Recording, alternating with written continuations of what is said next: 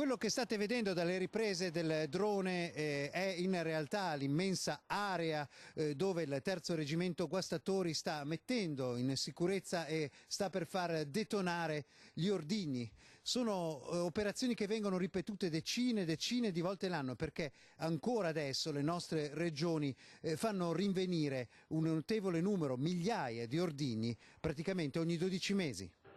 L'escavatore mostra quanto si è dovuto scavare per ottenere un fornello sufficiente ad evitare che le schegge andassero ovunque e come nonostante 4 metri di profondità l'esplosione sia stata così visibile, perché sia chiaro chi deteneva in casa questo materiale pensando di fare magari collezionismo quasi innocuo, in realtà avrebbe potuto radere al suolo la sua casa e quelle vicine.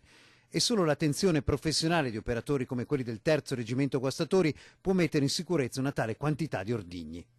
Innanzitutto, perché si usa questo? L'esplosivo è una sostanza chimica che da solo non riesce a fare boom, ha bisogno di un qualcosa che gli arriva dall'esterno.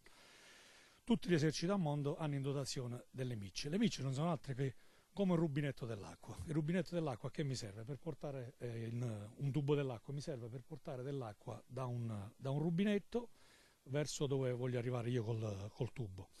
La miccia funziona alla stessa maniera, abbiamo due tipi di micce in dotazione all'esercito italiano, miccia a lenta combustione e miccia detonante.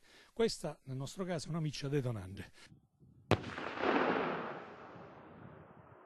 Per intenderci, le decine di proiettili italiani e austriaci che un avventato signore teneva in casa a Crespano erano del tipo sparato da cannoni come questi, 75 similari, quelli che trovate di fronte a decine di monumenti ai caduti della Grande Guerra, come questo sull'Isola dei Morti, sul Piave. E a proposito dell'Isola dei Morti, non più tardi di una dozzina di giorni prima gli stessi operatori avevano fatto brillare un'enorme granata da 380, quei giganti da 750 kg con cui gli austriaci tentavano di bloccare il passaggio sui ponti di barche nell'offensiva di Vittorio Veneto.